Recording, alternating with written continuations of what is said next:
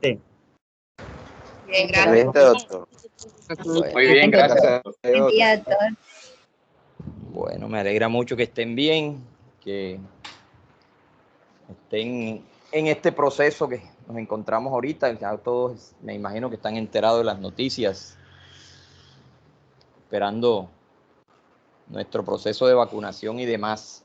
Doctora, usted me dirá cuándo empezamos. Yo estoy ya, voy a mirar aquí cuántos hay. Listo, Doc, cuando usted diga. Hay 86 Cuando conectados usted ya. diga, empezamos. Listo, vamos a dar un minutico más. Hay 86, ¿cuántos tiene en total? Son 180 en total. Porque falta más de la mitad. Pero ya solo usted y yo sabemos que eso es lo habitual muchas veces. Bueno, entonces vamos a dar inicio. Muy buenas tardes nuevamente. Saludo a la doctora Tatiana, a los otros profesores que estén conectados por ahí, a todos los estudiantes. Hemos querido vincularnos a este semestre, a este tema tan importante. ¿Ya logran ver la pantalla? Sí, Doc, sí se ve la pantalla perfectamente. Ya sé, listo, lo voy a poner en grande para que la vean mejor. Entonces vamos a hablar, yo creo que no necesito presentación, todos me conocen, hemos trabajado ya varios semestres con ustedes, lo mismo los profesores, con la doctora Tatiana, más de 15 años en la universidad. Vamos a hablar hoy de un tema muy importante que tiene que ver con el tema de la vacuna y la vacunación contra SARS-CoV-2. He tratado de extraer varios aspectos relacionados con el tema, pero como ustedes saben, la metodología mía, a mí no me gusta aterrizar directamente en un tema, sino introducirlos en el tema y poco a poco llevarlos hasta el tema en general para poder desarrollar. Esta es una charla, más que una clase, es una charla sobre esta temática. Vamos a repasar un poco algunos aspectos, entonces aquí tienen la temática que vamos a revisar. Vamos a hablar un poquito sobre el sistema inmune. Vamos a hablar de la interacción virus-receptor directamente del virus SARS-CoV-2. Vamos a hablar de la fisiopatología del SARS-CoV-2. Y ahí pasamos al tema de la vacuna y vamos a hablar un poquito sobre el Plan Nacional de Vacunación para que ustedes tengan una idea general. No voy a profundizar mucho, pero hay algunos aspectos que me parecen relevantes tener en cuenta con respecto a ese tema. Entonces, lo voy a tener en cuenta como algo fundamental, algo muy importante. Entonces, con ese derrotero de cosas vamos a empezar a hablar. Ya ustedes en su inmunología vieron todo lo que tiene que ver con el sistema inmune, ¿cierto? Entonces, recordarles, ustedes vieron inmunología, muchos de estos temas lo vieron con la doctora Briseida y lo han visto en su formación como médicos.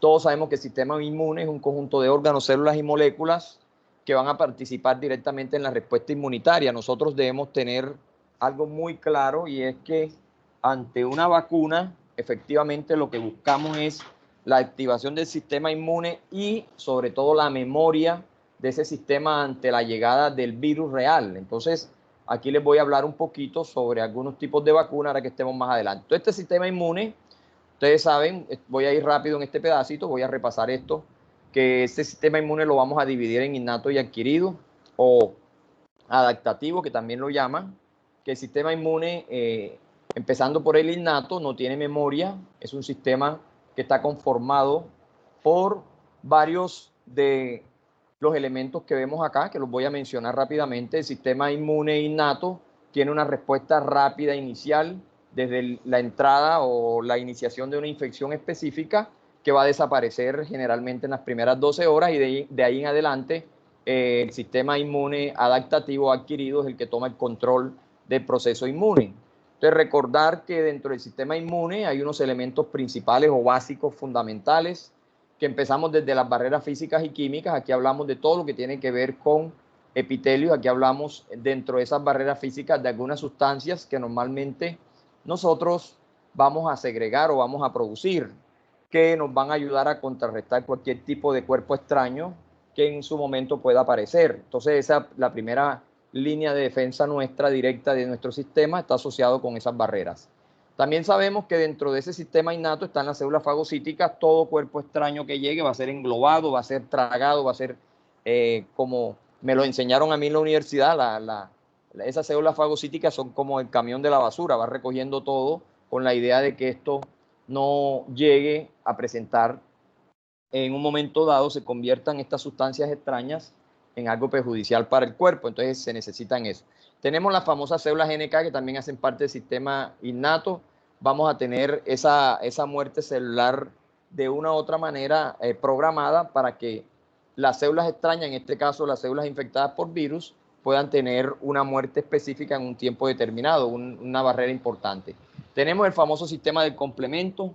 Este sistema del complemento, con sus respectivas funciones relacionadas, como el caso de la oxonización y fagocitosis. Entonces vamos a ver que esto es una cascada de elementos, ustedes saben que se van a activar, y al final esta cascada lo que va a buscar directamente es fagocitar, destrucción de diferentes microorganismos, lisis, y obviamente esto nos va a permitir en un momento dado tener un control de los cuerpos extraños y todo lo que tiene que ver directamente con el proceso de mantener ese equilibrio para que no haya un daño importante con respecto a los cuerpos extraños que puedan llegar a ese sistema. Tenemos los macrófagos, también ustedes saben, los macrófagos, células importantes, tienen unos receptores específicos, función principal fagocitar, degradar antígenos, cuerpos extraños, hacer lisis, puede ser bacteriana, de otro tipo de microorganismos, presentación de antígenos, muy importante la presentación de antígenos para que nosotros podamos, con nuestro sistema inmune adquirido, podamos tener las respuestas definitivas ante los diferentes cuerpos extraños que llegan. Y algo también importante de los macrófagos, secretan citoquinas, que también son fundamentales en todo este proceso, y cuando nosotros empezamos a hablar de COVID y todo esto, uno de los elementos fundamentales son las citoquinas que vamos a ver más adelante. Tenemos a nivel del proceso los famosos receptores tipo TOL, esos receptores que están transmembrana, que son importantes porque en ellos se van a fijar muchas de estas sustancias extrañas o estos cuerpos extraños que van a responder ante ciertas situaciones. Entonces nosotros necesitamos de esos cuerpos extraños sean identificados a través de estos receptores. Entonces estos receptores fundamentales que nos van a servir en un momento dado para activar las diferentes rutas o las diferentes vías que vamos encontrando ahí. Entonces, dentro de este sistema aparecen las citoquinas y sus funciones importantes. Recuerden que las citoquinas tienen dos líneas de funciones, tienen efectos locales y tienen efectos sistémicos. Dentro de los efectos locales tenemos la activación del endotelio, la quimiotaxis, la producción de anticuerpos, muy importante, producción de anticuerpos, activación de macrófago, activación de células NK. Con eso estamos diciendo que las citoquinas las necesitamos y que ellas nos van a permitir en un momento dado mantener ese equilibrio y evitar que ciertas sustancias puedan llegar a producir, a lesionar el cuerpo. Por eso, en la medida en que haya una buena producción de anticuerpos, haya una activación de células como los macrófagos y las células NK, estas nos van a permitir mantener equilibrio y evitar que hayan esos cuerpos extraños no vayan a producir daños mayores en un momento dado. Y tenemos los efectos sistémicos, como respuesta a ellos, la fiebre, proteínas de fase aguda y en un momento dado pueden llegar a asociarse al shock séptico. Entonces, todas estas citoquinas van a ser fundamentales. Ahorita vamos a hablar de la famosa tormenta de citoquinas que vemos. Y dentro de esto tenemos, para finalizar esta primera parte, los anticuerpos. Tanto no todos los días nos hablan que si tengo anticuerpos, que no tengo anticuerpos. Entonces ya vimos que el anticuerpo se va a producir a partir de ciertos mediadores importantes que tienen funciones de neutralización de microorganismos, de oxonización y fagocitosis, de citotoxicidad, de lisis, y en general participan en diferentes procesos, y por eso hablamos del tema de la inflamación. Entonces recuerden que los anticuerpos los necesitamos, se necesita una sustancia presentadora de antígenos específicas que vamos a ver en todo el proceso que se desencadena a partir del sistema inmune o a través de la inmunidad directamente. Entonces, ¿qué más tenemos? Tenemos el sistema inmune adaptativo. Pasamos de ese sistema inmune inicial a un sistema inmune adaptativo que, a diferencia de del innato, este sistema inmune tiene memoria, ¿cierto? Tiene unas características importantes que menciono acá, la especificidad, reconoce diferentes tipos de antígenos, diversidad, responde a una amplia variedad de antígenos, memoria, amplifica la respuesta a repetidas exposiciones al mismo antígeno. Y aquí aparece algo clave, memoria. Necesitamos esa memoria para reconocer la presencia repetitiva o la presencia de cualquier antígeno, que puede ser un virus, ¿de acuerdo? Entonces, por eso es importante que tengamos en cuenta esa parte. Además, este sistema adaptativo es muy especializado, va a generar respuestas óptimas ante ciertas circunstancias y lo muy valorado también, no reactivo a lo propio, o sea, no nos destruye a nosotros mismos, sino que va a destruir los cuerpos extraños a través de los diferentes antígenos que puedan llegar, sean virus, bacterias, hongos o parásitos, entre otros. Los elementos principales de este sistema inmune adaptativo lo vamos a dividir en dos grandes grupos, la inmunidad humoral y la inmunidad mediada por células. Entonces, es importante desde este momento tener en cuenta esa inmunidad humoral va a estar en cabeza de los linfocitos B, ¿cierto? Y vamos a tener una inmunidad mediada por células que va a estar en cabeza de los linfocitos T dividido en dos grupos, los famosos helper y los famosos citotóxicos. Entonces, esto nosotros lo vamos a ver aquí en la respuesta del sistema inmune adaptativo. Entonces, la inmunidad humoral, vamos a tener en cuenta tres cosas claves. Primero, su mecanismo efector. Segundo, si es transferido a través de algo. Y tercero, la función. Entonces, la inmunidad humoral, que ya vimos, está relacionada directamente con un mecanismo efector. El anticuerpo secretado se puede transmitir a través de suero y su función principal es bloquear las infecciones y eliminar todos los microorganismos que lleguen, cuerpos extraños que lleguen en general. Y tenemos la inmunidad mediada por células, que la tenemos los linfocitos T, que ya vimos dos momentos, como transferidos a través de linfocitos T, vamos a tener activan macrófagos para eliminar microorganismos y matan células infectadas y eliminan reservorios de infección. Entonces, desde el sistema inmune adaptativo, nosotros vamos a ver cómo nuestro cuerpo responde ante ciertos cuerpos extraños. Y recuerden que este sistema inmune adaptativo, por su asociación con la memoria, nos va a permitir en un momento dado responder de manera continua a todo lo que vaya apareciendo. ¿Listo? ¿Estamos claros hasta aquí? ¿Me escuchan bien? Sí, doctor, se lo Claro que escucha sí, perfecto. doctor. Bueno, listo. De ahí pasamos a hablar de la interacción virus-receptor. Entonces, esa estructura que ustedes ven acá, la señalo, es una estructura que desde que arrancó la pandemia, desde que se empezó a hablar en el mundo desde que se empezó a hablar en el mundo de la estructura del genoma del SARS-CoV-2, se quedó claro que habían 4 proteínas básicas. Una SPIOS, una proteína N, una membrana M y una envoltura E. Listo. ¿Hacia dónde apunta todo? Hacia esa proteína S, que es muy importante, está asociada a muchas respuestas. ¿Qué ocurre con la interacción virus-receptor? Eso quiero que lo tengamos claro. Nosotros vamos a tener un receptor AC2, voy a empezar a describir un poco, ya metiéndonos en la parte del virus y su respuesta. Vamos a tener los receptores AC2. Estos receptores, ustedes tienen claro el sistema renina-angiotensina-aldosterona, que lo vimos en muchos momentos. Estos receptores se van a activar y en la medida en que nosotros tengamos mayor cantidad de receptores disponibles, va a haber más facilidad de llegada del virus. Entonces ese virus se va a adherir, se va a pegar directamente, estamos hablando del virus SARS-CoV-2 a través de su proteína S, se pega al receptor AC2 y a la interacción de ese virus con ese receptor, él va a entrar y ustedes van a ver esto que ven acá, mecanismo de infección SARS-CoV-2.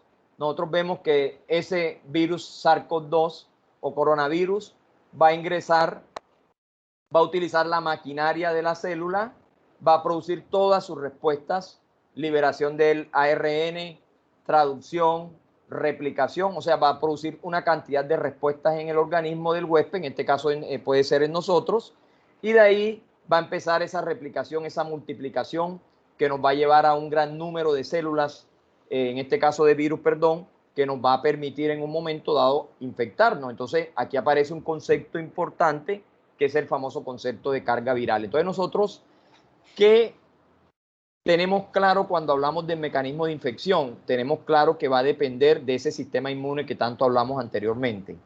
Entonces, cuando a uno le preguntan, mire, es que fulano de tal tuvo COVID, como decimos nosotros, pero fue asintomático. Entonces, aquí hay dos conceptos a tener en cuenta. El primero, que pudo ser asintomático por dos razones. Una, que el sistema inmune de ese paciente respondió adecuadamente ante la presencia del virus. Y dos, que la carga viral, la multiplicación o carga viral o la replicación del virus no fue la máxima. Se pudo haber frenado posiblemente por esa buena respuesta de nuestro sistema inmune. Entonces, por esa razón, nosotros vamos a encontrar ese tipo de pacientes.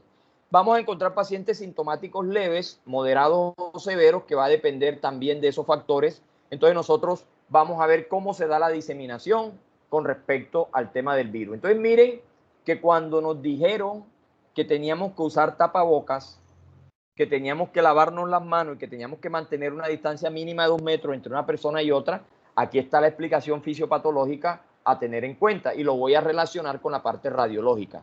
Entonces miren la imagen, el virus SARS-CoV-2 ingresando vía respiratoria superior.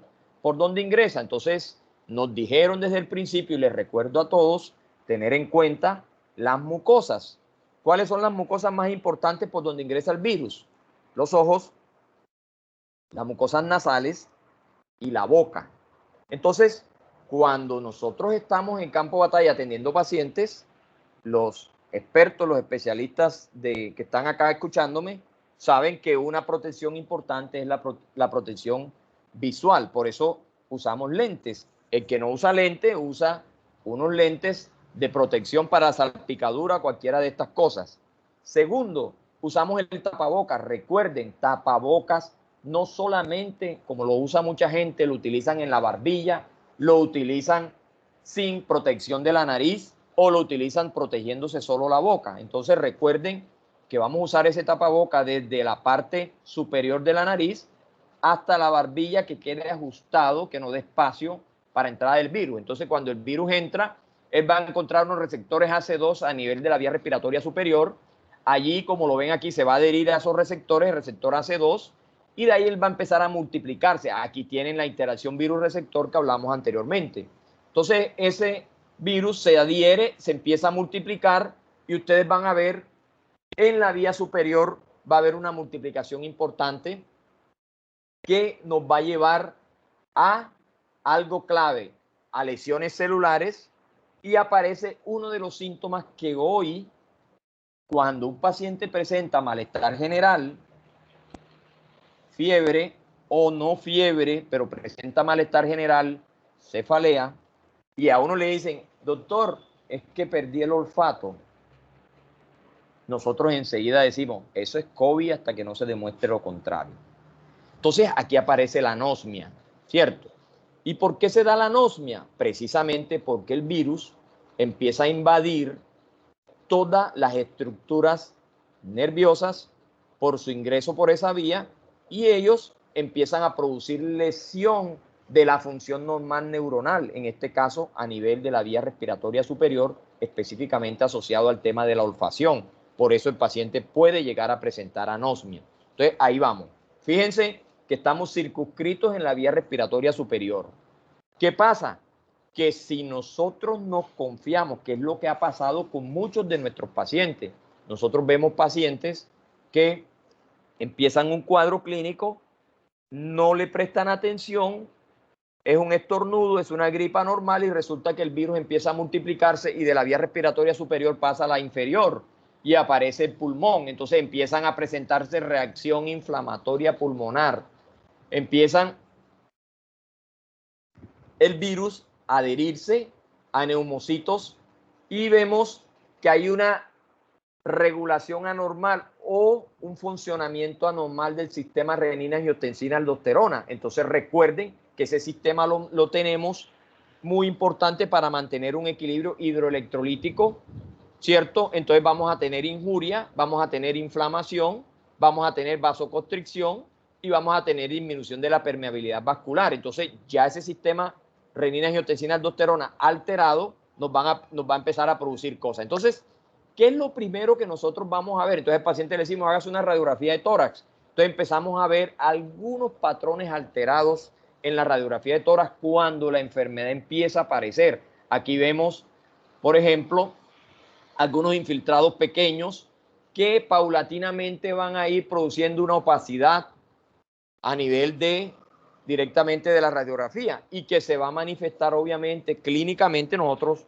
lo vamos a ocultar con alguna lesión auscultable por parte del médico tratante. Entonces nosotros vamos a empezar a ver alteraciones importantes. Estamos hablando de la infección pulmonar inicial. Esa infección pulmonar, cuando pasa de esa zona local y empieza a dañar, a lesionar el alveolo, se van a presentar reacciones inflamatorias severas, activación de macrófagos. Vamos a ver toda esa cascada inflamatoria se empieza a dar y nosotros vamos a empezar a tener alteraciones más allá de la estructura básica del pulmón. Vamos a tener alteraciones en el intercambio gaseoso y es cuando aparece... Disculpe, no se le escucha bien. ¿No? ¿Ninguno me escucha bien? ¿Se escucha Sí, bien? se le escucha bien. Se escucha bien. Se le escucha bien, doctor. Se te Bueno. está escuchando bien, de pronto Bueno, puede ser el listo. internet en algunas partes. Debe ser el internet de alguno, perfecto. Eso, cualquier cosita que tengan, por favor, me avisan que de pronto quedo hablando solo. Ustedes saben cómo es este tema ahora de esta virtualidad. Bueno, entonces continúo. Entonces vamos a tener activación de macrófagos, lesiones e inflamaciones a nivel de alveolo, alteraciones que se van aumentando y eso nos va a producir ya alteraciones puntuales que nos van a llevar a una enfermedad pulmonar severa. Entonces miren aquí esa reacción inflamatoria inicial, hay activación de todas las cascadas que nosotros tenemos. Yo me voy a adelantar aquí y aquí está, ahora me devuelvo, la famosa tormenta de citoquinas de la cual tanto nos han hablado. Entonces cuando el virus llega, yo pregunto, ¿cuál es la función de la citoquina? ¿Quién me la recuerda? ¿Para qué están las citoquinas? Avisar, doctor. Avisar. Bien, ¿qué avisan? ¿Qué hacen las citoquinas además de...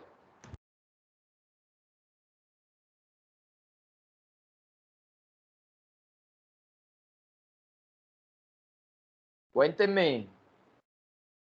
Doctor, también activan procesos de coagulación. También, pero los procesos más importantes no son los de coagulación. ¿Qué otra cosa hacen las citoquinas ahí? Ya lo mencioné y ustedes lo deben saber. Inflamación. Entonces, nosotros vamos a ver procesos inflamatorios muy relacionados con él. Me voy a devolver nuevamente.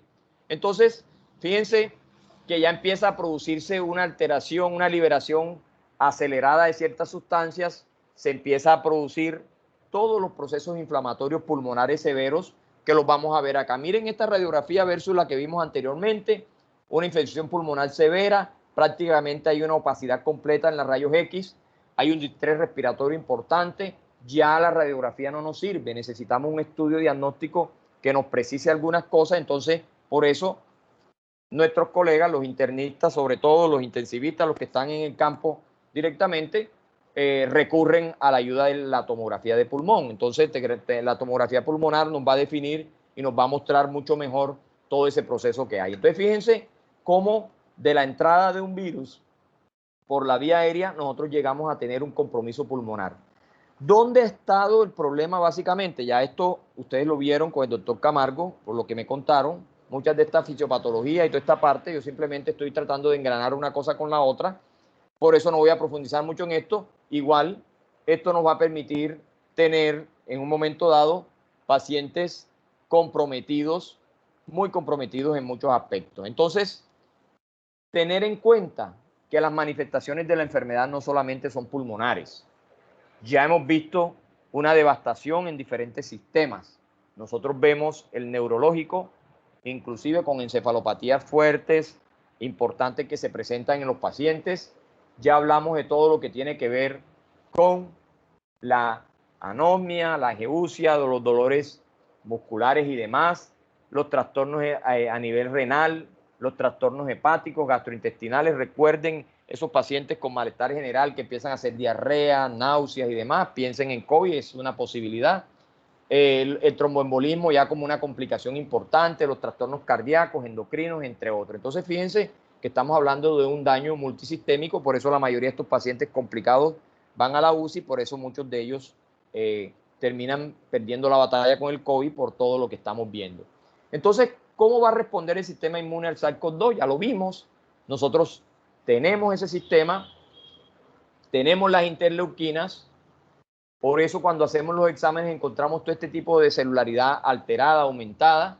Nosotros vamos a encontrar el bloqueo inicial que trata de hacer nuestro sistema inmune, pero llega un momento por carga viral, por respuestas innatas y adaptativas, que este sistema es incapaz de frenar todo el proceso que se va a dar con respecto al tratamiento y manejo que nosotros le vamos a dar al paciente. Entonces tenemos una respuesta inmune bastante compleja, importante, que nos va a llevar a la devastación desde el punto de vista clínico, las respuestas inadecuadas de toda nuestra parte celular y nos va a llevar a todo eso que vemos. Entonces, ¿cómo interpretamos resultados? Entonces empezamos a hacer que el PCR, que el antígeno, que la inmunoglobulina y demás. Entonces yo siempre le digo a los pacientes y le digo a las personas que me consultan sobre el tema, al final no nos importa si la prueba es positiva o negativa, al final nos importa es saber el estado clínico de los pacientes, porque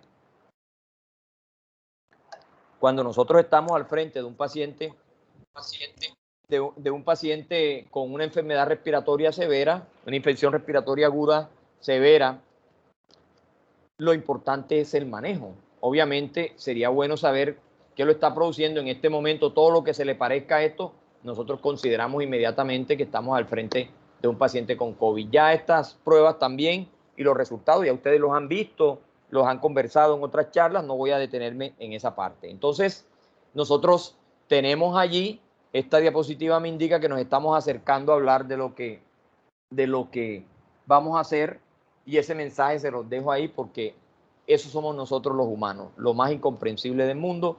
Queríamos una vacuna, ya la tenemos y ahora no confiamos porque la hicieron muy rápido los científicos que la hicieron, pero bueno, nada que hacer. Vamos a hablar de vacunas y Plan Nacional de Vacunación contra SARS-CoV-2. ¿Estamos claros hasta aquí? Sí, doctor. Bueno, entonces, ¿qué es una vacuna? ¿Qué buscamos con una vacuna? Entonces, es una preparación destinada a generar inmunidad contra una enfermedad. Vamos a estimular la producción de anticuerpos y vamos a hacerle un refuerzo al sistema inmunológico. Entonces, el sistema inmune solo no es capaz para estos casos, entonces nosotros necesitamos una sustancia. Recuerden que es un biológico, recuerden, de una vez me les adelanto, que puede tener efectos adversos, ¿cierto? Por lo tanto, debemos tener mucho cuidado con el uso de ellas, en general, no estoy hablando de la vacuna de SARS-CoV-2. Este mensaje se los dejo a los incrédulos con respecto a la vacunación. ¿Qué logros se han alcanzado en la humanidad con las vacunas, según la OMS? En 1977 se reportó el último caso de viruela. En el 79 se declaró oficialmente la erradicación de la viruela gracias a las vacunas. En el 89 se registra el último caso de poliomielitis en Venezuela. En el 91 el último caso de polio en América. En el 94 se declaró oficialmente la eliminación de la poliomielitis en América y en el 2001 se declaró oficialmente la eliminación de la poliomielitis en Europa. ¿Eso qué significa? Que gracias a las vacunas hemos tenido algunos resultados en la humanidad. Por lo tanto, vacunarnos nos protege. ¿Que se corran riesgos? Obviamente que se van a correr riesgos. Entonces, ¿qué tipos de vacunas hay? Aquí ustedes ven que los tipos de vacunas se han clasificado en 4 subgrupos. Aquellos, según la parte del virus, a partir del propio virus, lo vamos a dividir en virus atenuados y virus inactivados, a partir de otros virus, replicativos, no replicativos, a partir de material genético, parte de ARN y ADN. Aquí enseguida les hago la observación. Voy a hablar un poquito más de la vacuna de Pfizer, que es una vacuna que está relacionada directamente con este ARN, por eso la menciono. Y tenemos a partir de proteínas o de subunidades de proteínas o de partículas similares al virus. Entonces, son 8 tipos subdivididos en 4 subgrupos. Entonces, vamos a hablar de ello y cómo se genera la inmunidad con respecto al tipo de vacuna que nosotros usamos. Empezamos con las vacunas a partir de virus. Tenemos las El virus inactivado, el ejemplo clásico es el virus de la influenza, la vacuna contra la influenza. Se oye mejor, no es el virus de la influenza. Entonces, estos virus inactivados, con virus inactivados se ha hecho o se hizo la vacuna de la influenza. Las ventajas que es segura, tiene elevado nivel de anticuerpos y tiene algunos inconvenientes, es rescatado de cada una lo más relevante, peligrosas para algunas personas por los efectos adversos y requieren dosis de refuerzo. O sea, usted la vacuna contra la influenza no es una sola dosis, sino hay que estar repitiéndose con ella. Tenemos los virus atenuados. Entre eso están las vacunas contra las paperas y sarampión. Ventajas de estas vacunas: imitan la infección natural, logran respuesta inmune fuerte. Desventajas: más tiempo para garantizar su seguridad y los virus pueden conservar su virulencia. Eso quiere decir que ese virus atenuado en un momento dado puede llegar a producir una respuesta virulenta específica. ¿Cómo funcionan? Entonces, aquí está cómo funciona ese tipo de vacunas a partir de virus. Se inyecta la vacuna ingresa, el virus, la vacuna ingresa, esta vacuna va a imitar el virus real, ¿cierto? Esto va a ser identificado directamente y va a haber una respuesta inmune a ello. Eso quiere decir que cuando aparezca nuevamente ese virus no va a poder ingresar, o si ingresa no va a tener ninguna respuesta porque el sistema inmune ya la tiene identificada. Entonces nosotros vamos a mantener con este tipo de respuesta neutralizado ese tipo de virus. Ese es el primer grupo. Tenemos los que se hacen a partir de otros virus.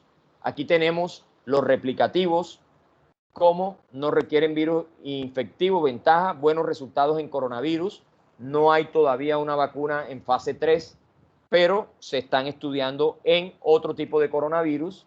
La inmunidad contra otros virus puede disminuir la eficacia. Esa es la desventaja principal. Y aquí les voy a hablar de 3 vacunas que vamos a tener en Colombia, que ya se están aplicando en el mundo, las no replicativas. Entre esas está la vacuna de AstraZeneca, la de Janssen, que es la misma vacuna de Johnson & Johnson, y la famosa vacuna rusa, la Sputnik V, que es una vacuna que ha tenido mucha controversia, pero está dentro de los no replicativos. ¿Cuál es la ventaja de la vacuna, de estos tipos de vacunas no replicativos? Utilizados con éxito en terapia génica, altos títulos de anticuerpos neutralizantes, y la desventaja principal: pueden requerir dosis de refuerzo para conseguir una protección duradera. Por esa razón, a todos, recuerden, ahora vemos el esquema para este tipo de vacuna, excepto la de Janssen, requeremos 2 dosis para poder neutralizar los tipos de respuesta para que tengamos esa dosis bien organizada. ¿Cómo funcionan? Similar, se inyecta la vacuna, el cuerpo, el organismo lo va a identificar, vamos a tener una respuesta a él y de paso la respuesta inmune nos va a permitir que esas sustancias parecidas puedan producir efecto en nuestro cuerpo. O sea, es un mecanismo parecido al anterior. Y tercera, tenemos los tipos de vacunas contra SARS a partir del material genético, pedazos, fracciones, recuerden, ARN, ADN o RNA y DNA, como ustedes quieran. Y aquí hablo de la vacuna de Pfizer, la vacuna de Moderna. Esa vacuna es la que mañana en Montería se va a empezar a aplicar en Sincelejo. Mañana inicia la vacunación en Colombia. Y esa es la vacuna que ya está en Montería, ya llegó esta tarde, esta mediodía, llegó a Montería la vacuna de Pfizer. Ventajas: producción rápida y masiva. Fue la primera vacuna que llegó a fase 3, fue la vacuna que más se ha administrado en el mundo. No virus infectivo, altos títulos de anticuerpos. ¿Por qué no es virus infectivo? Porque no se está cogiendo un virus, sino un pedacito de material genético. Desventajas: nunca fabricadas. Ojo, ese es el temor de mucha gente. Se está experimentando con ellas. Inestables, no sabemos cómo va a ser. Y lo más importante para todos, podrían generar reacciones alérgicas severas, entre las cuales está la famosa anafilaxia, de la cual hablaremos más adelante. Tenemos las vacunas con fracción genética o material genético a base o con base en ADN. Tenemos ventaja: permiten producción rápida y masiva, no manejan virus infectivos estables, y requieren electroporación, creación de poros temporales para absorber el ADN. Esta es otra de las opciones terapéuticas de vacunación que tenemos en este momento. Quiero que vean cómo actúa la vacuna de Pfizer. Se la voy a hacer, esta sí la tengo más detalladita. Se toma parte del código genético del ARN del virus, se recubre y se inyecta al paciente. Eso viene dentro de la vacuna, viene recubierto, lo vamos a inyectar al paciente. Al ingresar la vacuna, induce la producción de la proteína S. ¿Qué dijimos que era la proteína S? Esa proteína importante que tiene el virus, ¿cierto? Que es la que se adhiere. Esto hace que se estimule el sistema inmunitario. Al estimularse vamos a tener mayor producción de anticuerpos, se activan las células T y al llegar el virus SARS-CoV-2, en este caso los anticuerpos y células T, se activan para combatirlo. Eso quiere decir que vamos a tener neutralizado, como ven en la imagen, la presencia del virus. Ese virus lo vamos a tener neutralizado de manera continua. Eso nos hace tener una alta efectividad de esta vacuna. Obviamente tendrá sus efectos que los vamos a discutir seguidamente. Y por último tenemos dentro de esta clasificación las vacunas que son a partir de proteínas, de subunidades de proteína o partículas similares al virus. Tenemos ventajas muy seguras, utilizar en cualquier tipo de persona, y la desventaja principal, costos, varias dosis de refuerzo. Y tenemos las vacunas, el ejemplo de estas partículas similares al virus, tenemos la de la hepatitis B, que ya es una vacuna que se ha usado muchísimo, induce una fuerte respuesta inmunitaria y complejo proceso de fabricación. Entonces, esta es una vacuna de la hepatitis B que se ha usado durante muchísimos años contra la hepatitis B. Funciona igual que las anteriores, se inyecta, la proteína viral reconoce y se da la respuesta inmunitaria como lo hemos visto en los otros tipos de vacunas. Listo. Bueno, ¿qué tipos de vacunas tenemos en este momento? Ya consolidado en los diferentes estudios, en las diferentes publicaciones que se han hecho. Se han vacunado más de 150 millones de personas en el mundo. Entonces tenemos la famosa vacuna de AstraZeneca, que es de la Universidad de Oxford. Es un tipo vector viral, ya vimos que era eso. Se deben colocar 2 dosis. La efectividad está entre 62 y 90% y la temperatura de almacenamiento es de un refrigerador normal. No es una vacuna que tenga ningún problema. Hasta el momento no ha llegado a Colombia. Parece que en la última semana de febrero, o sea, la próxima semana, va a llegar, en 2 semanas van a llegar vacunas de AstraZeneca a Montería y a todo el país. Tenemos la vacuna de Moderna, también es un fragmento de ARN, 2 dosis, la efectividad está oscilando en el 95% y se deben conservar más o menos a menos 20 grados centígrados hasta 6 meses. Tenemos la famosa vacuna de Pfizer, ya vimos que es de ARN, se colocan 2 dosis, la efectividad está oscilando en el 95% y aquí hay un tema clave, se debe conservar a menos 70 grados. Ahorita que hable de la vacuna de Pfizer les explicaré más detalladamente esa parte. Y tenemos la famosa vacuna, la rusa, la Sputnik, es un vector viral, un pedazo de virus, 2 dosis, 92%, dicen ellos que tiene efectividad y también tiene una ventaja con respecto al almacenamiento, la temperatura. Y por último, dentro de las vacunas tenemos la de Janssen, que es la vacuna de Johnson & Johnson.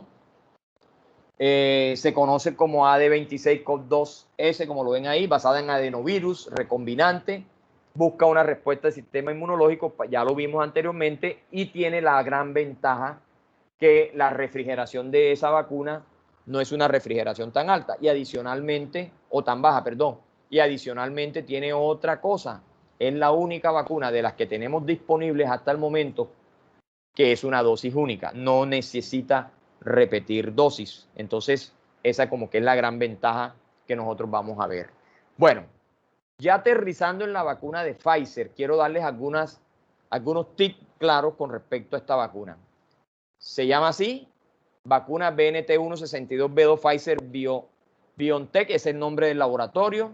Es una vacuna de ARN mensajero, ya lo sabemos, de una sola hebra, altamente purificada, que codifica para la proteína viral pico S, que ya sabemos que es, por eso les hablé en la introducción, de SARS-CoV-2, que es el principal agente causal del COVID. Eso es lo primero. Presentación, quiero que lo tengan claro. Ustedes no van a inyectar, yo tampoco. no vamos a vacunar, pero debemos tener claro algunas cosas de la vacuna, para que ese mensaje no solamente lo tengan para ustedes, sino para su familia.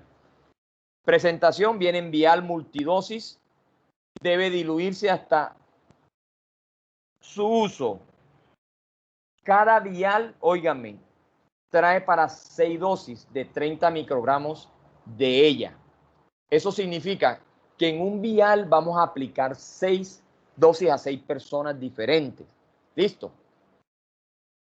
Importante, concentrado para solución inyectable, la vacuna, forma farmacéutica. Los que vieron farmacología, me imagino que todos los que están en sexto vieron farmacología.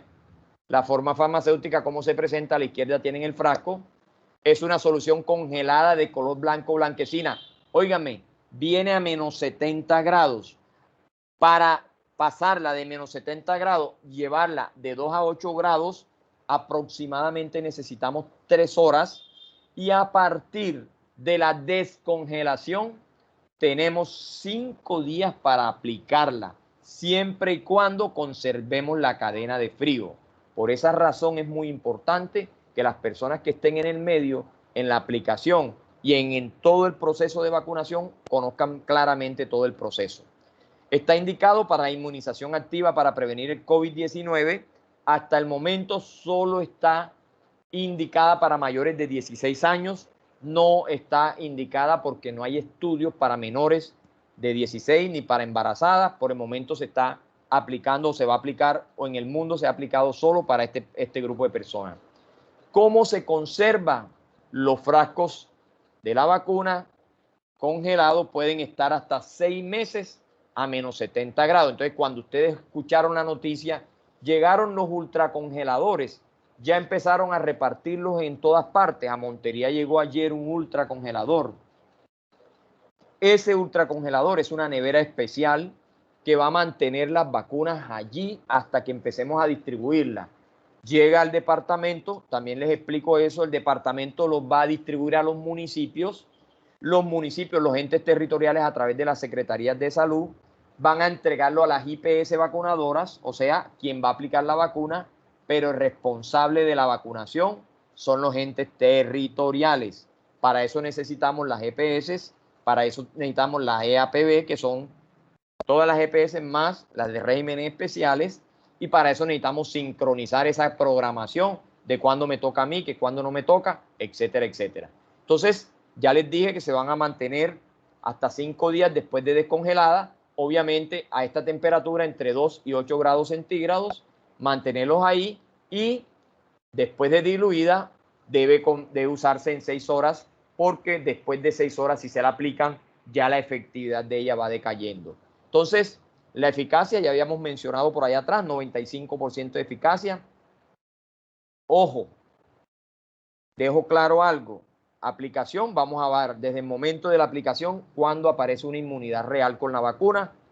Tiene un efecto protector importante, se debe mantener alejada del sol, de la luz solar, de la luz ultravioleta, de cualquier tipo de luz. Es importante para no dañar la estructura química de la cual está hecho, el biológico como tal. Y debe haber unas técnicas muy importantes para el tema de la dilución y la aplicación. Ya eso es una charla que es para enfermeras, para auxiliares de enfermería, que no corresponde a esta charla de hoy. Miren las dosis, esto también nos debe quedar claro. Primera dosis, día 0, arrancamos. Vamos a administrar 0.3 mililitros de la dilución del blister del vial que viene para 6. La administración es intramuscular, deltoidea. Dice que brazo izquierdo, ahí hay una discusión con respecto a eso. Si se requiere en el brazo derecho se hace. Son 2 dosis, intervalo entre una y otra 21 días. Y luego de los 21 días debemos administrar la segunda dosis, y la inmunidad empieza a aparecer por encima del 90% a partir de la segunda dosis, 7º día.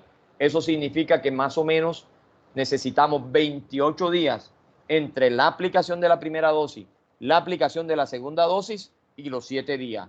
Recomendación número 1, a pesar de estar vacunados, debemos mantener nuestro protocolo de bioseguridad, que son uso del tapabocas, lavado de manos y el distanciamiento físico entre una persona y otra.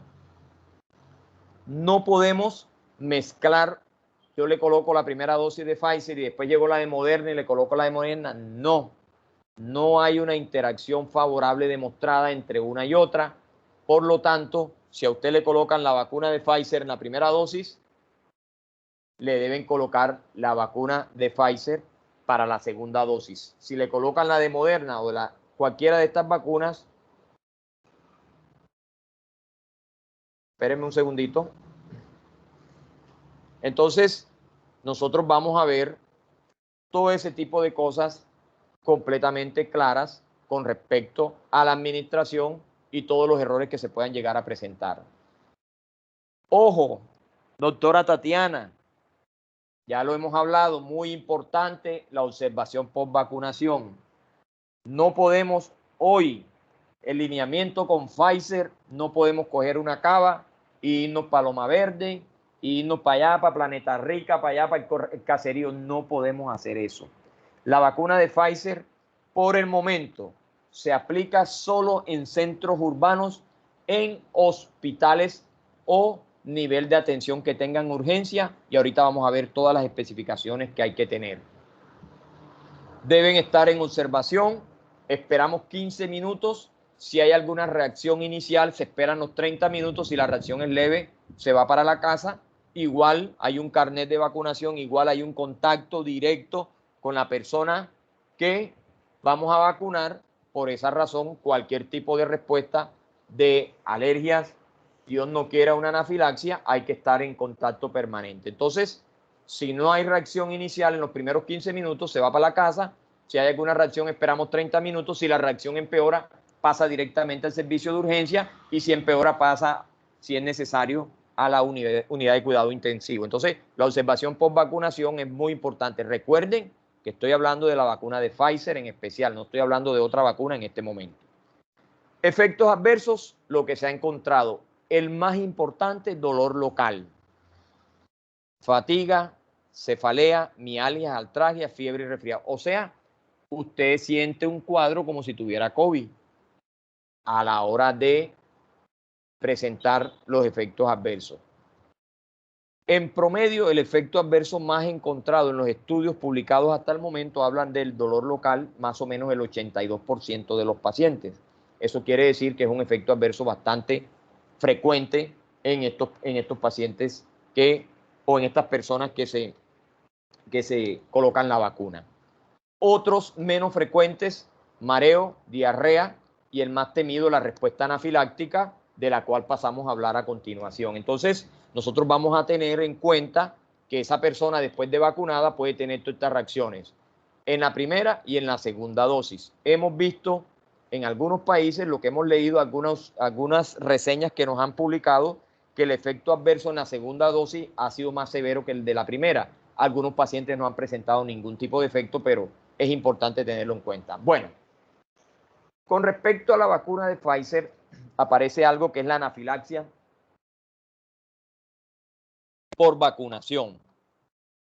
Esa anafilaxia, ya ustedes saben que es una reacción de hipersensibilidad sistémica rápida, puede producir la muerte. Por lo tanto, nosotros tenemos que tener a la mano las respuestas ante este tipo de situaciones. Por esa razón, la recomendación de la aplicación de la vacuna en un centro hospitalario. Ahí está la razón principal. Entonces, ante esta situación nosotros tenemos que tener respuesta. Entonces, liberación súbita de mediadores mastocitos, a todas las células mediadoras de la inflamación, se dispara todo eso y va a haber respuesta desde lo local, con un prurito, una aparición de petequias en el cuerpo, hasta lo sistémico completo, con lesiones cardíacas, renales y todo lo que ustedes quieran, ¿cierto? ¿Qué nos muestra hasta el momento la estadística? Se han reportado 11 casos de anafilaxia por millón de vacunados. Eso nos da más o menos, estamos hablando de la vacuna de Pfizer, 536 personas que han presentado respuestas de hipersensibilidad, no tan severos, pero en algunos casos con anafilaxia. Entonces quiere decir que sí puede haber esa respuesta.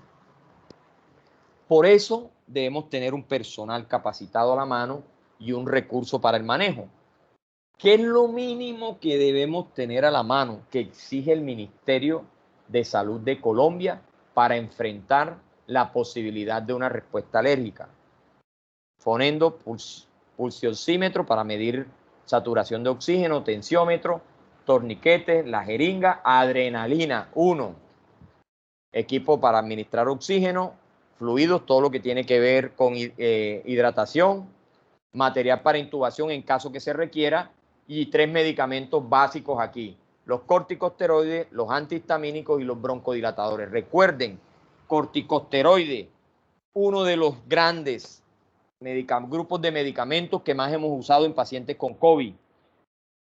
Recuerden, corticosteroides, importante en el proceso inflamatorio, disminuir la inflamación, sobre todo la inflamación pulmonar, en este caso la respuesta asociada a la vacuna. Los antihistamínicos, los vieron ustedes, primera, segunda y tercera generación. Les recuerdo, los que mejor actúan en piel, primera generación, segunda y tercera generación tienen menos acción a nivel de piel. Generalmente la reacción de hipersensibilidad leve puede estar asociado a un prurito, que lo vamos a mejorar más con antihistamínicos de primera generación. Ahí recuerden ustedes la hidroxicina, por ejemplo, que tienen un grado de sedación importante. Eso lo vieron ustedes en farmacología el semestre pasado, eso es importante. Y tenemos los broncodilatadores, porque estos pacientes pueden llegar a producir broncoespasmo y para eso los broncodilatadores nos van a ayudar. Recuerden los beta-2 agonistas, entre otros, que son de los que más usamos para estos casos. Ahí metan usted, el que usted quiera, el salbutamol, el fenoterol, el formoterol, etcétera, etcétera. Entonces esos son los materiales que hay que tener a la mano para contrarrestar una respuesta en ese caso. El manejo, recomendación, colocar al paciente en decúbito supino, el famoso Trendelenburg. Con eso vamos a mejorar mucho la oxigenación. Generalmente vamos a buscar que haya mejor fluido a ciertas partes, en este caso a nivel cerebral, a nivel de órganos nobles. Eso es importante. Mantener las vías aéreas permeables, esos son los primeros auxilios de entrada antes de tomar una decisión con respecto a qué vamos a hacer.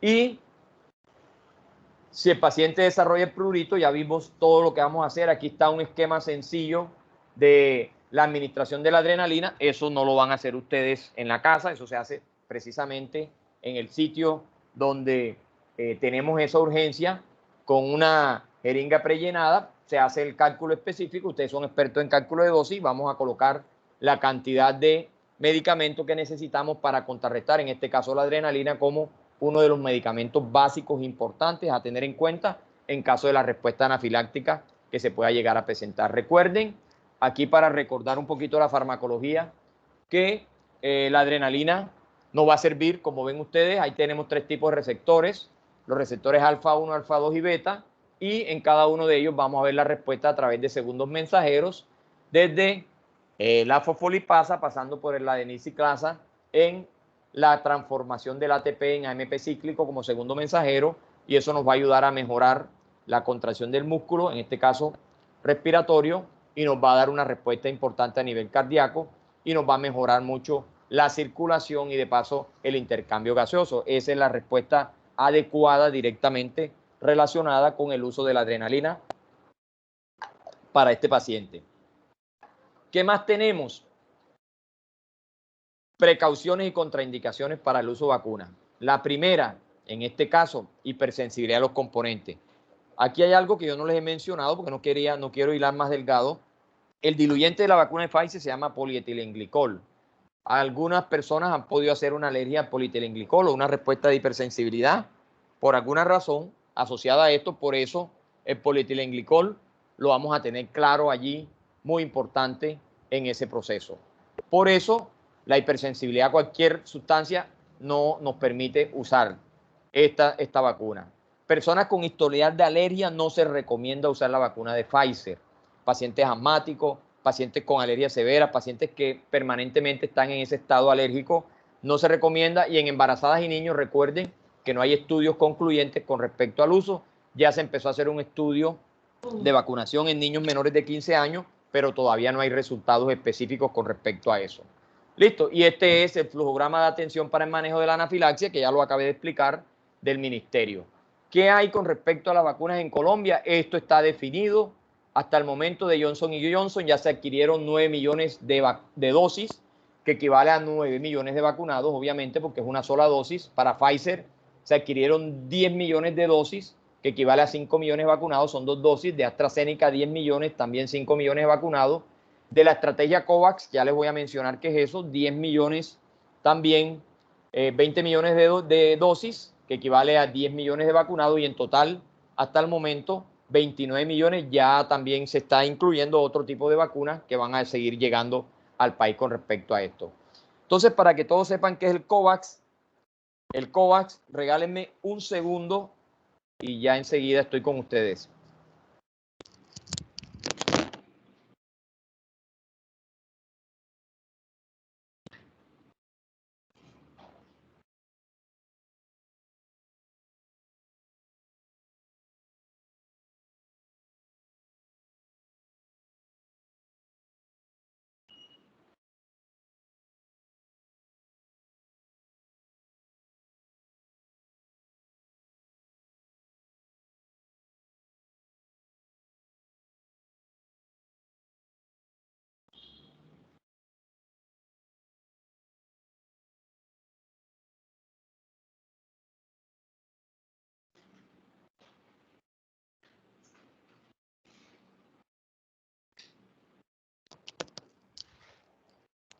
Bueno, continúo.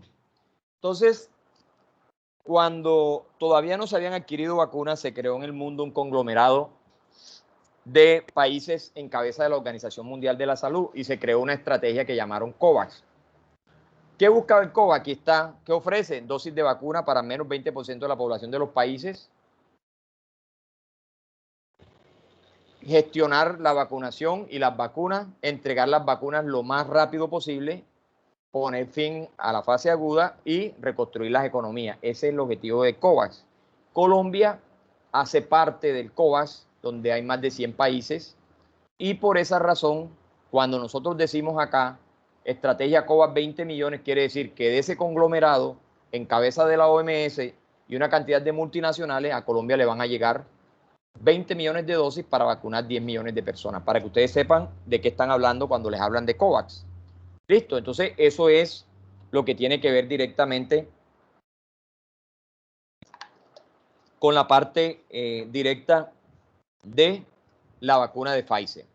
Entonces, el Plan Nacional de Vacunas, ya para terminar, para que ustedes sepan, en el artículo 1 del decreto 109 del 29 de enero de 2021 se estableció la priorización y las fases de la vacunación en Colombia. Entonces, el Plan Nacional de Vacunación es el derrotero, es la guía, es la forma como nosotros vamos a llevar toda esa cantidad de vacunas y cómo se va a implementar en las diferentes regiones del país.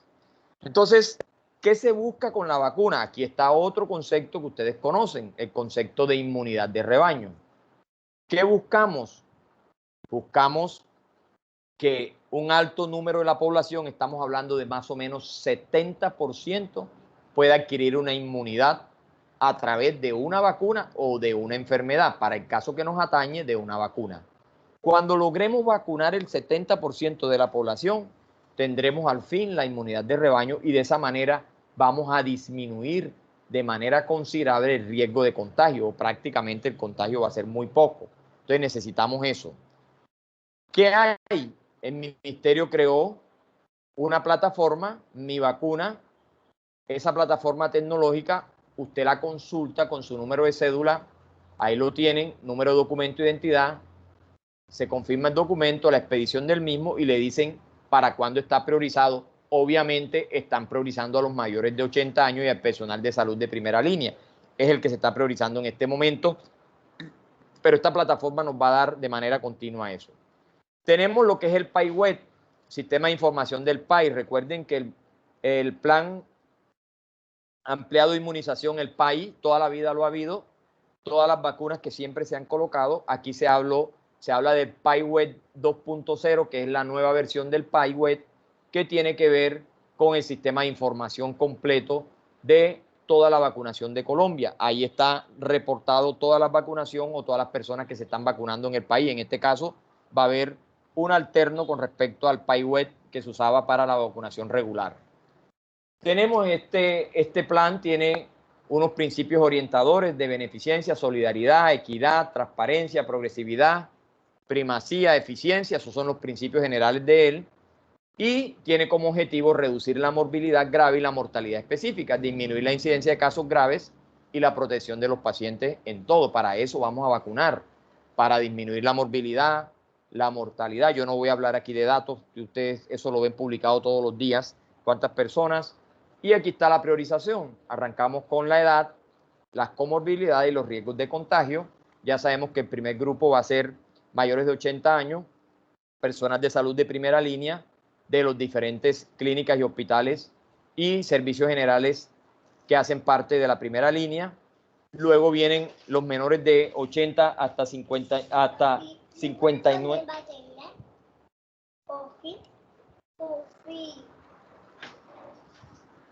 Luego vienen el grupo de personas con comorbilidades y ahí vamos disminuyendo hasta las personas que no tienen ninguna comorbilidad y son mayores de 18 años, menores de 35 años. Entonces, en esa medida se van a ir priorizando, o sea que la mayoría de jóvenes que están conectados aquí no son prioridad para la vacunación inmediata por los temas de el número de vacunas y el personal que tiene mayor exposición a la vacunación. Entonces, las poblaciones se han ubicado por fases. Hay una población de fase 1, aquí tienen fase 1, 2021, esperamos que todas estas fases se logren evacuar este año, trabajadores de la salud, mayores de 80, en la etapa 2, población de 60 a 79 años, trabajadores de salud de segunda y tercera línea, en la fase 3, población de 16 a 59 años con comorbilidades y demás, y tenemos la fase 4, la etapa 4 de la fase 2, 100% de cuidadores institucionales, población en ocupaciones y situaciones de riesgo, y en la etapa 5, donde entrarán todos los demás que presenten algún tipo, o sea, que no son prioritarios porque no presentan ningún riesgo específico dentro de lo que se escoge. Y esta va a ser la ruta, el proceso de vacunación bien claro, el acceso, el famoso lavado de manos, la identificación, el área de registro, la sala de espera, área de verificación de datos, la vacunación, ingreso al payway que lo hacen ahí, la entrega del inmediatamente se debe agendar la próxima cita a la persona que hace parte del proceso. ¿Listo? Esta es otra de las rutas de aplicación. Espérenme un segundito. ¿Aló? ¿Qué más? Bien, bien. Ajá. Mire, regáleme 10 minuticos y ya lo llamo. Yo voy para Centro B. Usted no puede llegar allá. Está ocupado. No, que esta señora nos llamó, que necesita organizar que mañana hay plan de gobierno con el alcalde temprano y se va a presentar, va a hacer una presentación, una cosa. Entonces, nosotros estamos en clase, la doctora Moscote, le dijimos que íbamos para allá ahora después de 6. Ya yo en 10 minutos salgo para allá. Yo no sé si usted tiene un espacio por ahí. Ah, bueno, listo. Yo entonces hablamos allá. ¿Oye? Sí, sí.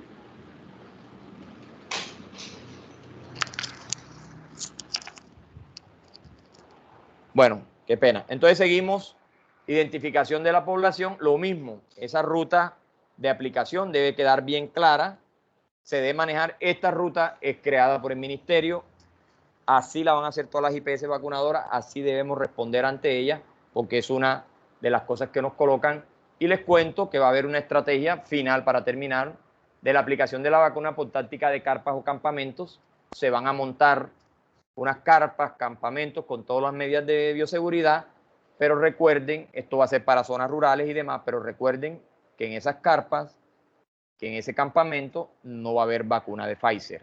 Esto es en una fase más adelantada cuando ya tengamos claro cómo va a ser el comportamiento de las otras vacunas. Por el momento no tenemos sino la vacuna de Pfizer, por lo tanto, estas carpas y estos campamentos no ha lugar hasta este momento. Para terminar, recordarles, consultar la plataforma Mi Vacuna, todos los vacunadores deben estar certificados, se debe agendar las citas, primera y segunda, garantizar la bioseguridad en la vacunación, realizar y aplicar consentimiento informado. Recuerden, quien no firme consentimiento no le van a aplicar vacuna, debe tener todo el mundo su carnet de vacunación Debemos fortalecer la red de frío y debemos hacer campañas de comunicación, campañas de difusión, campañas de educación, como la que estamos haciendo en esta tarde. Entonces, muchísimas gracias y quedo presto a cualquier inquietud, cualquier pregunta que tengan con respecto al tema. Doctora Tatiana. Excelente revisión, doctor Heiser. Y con Gracias, respecto gracias. a la Sinovac, a la China, ¿qué opinión le Bueno, merece?